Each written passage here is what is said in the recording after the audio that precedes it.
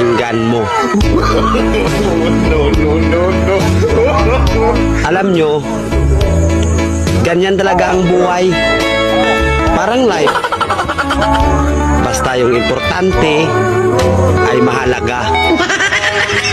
At kung saan ka masaya, dun ka happy. Basta wag kang maniwala sa swerte, kasi malas yun. Minsan ay sometimes, kaya matuto tayong tumanggap ng acceptance.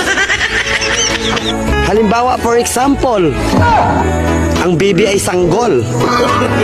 So kung di mo intindihin, you don't understand.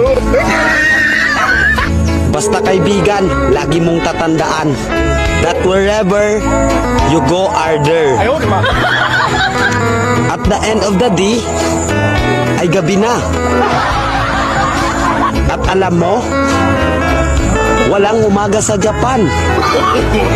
Kasi lahat sila ay hapon.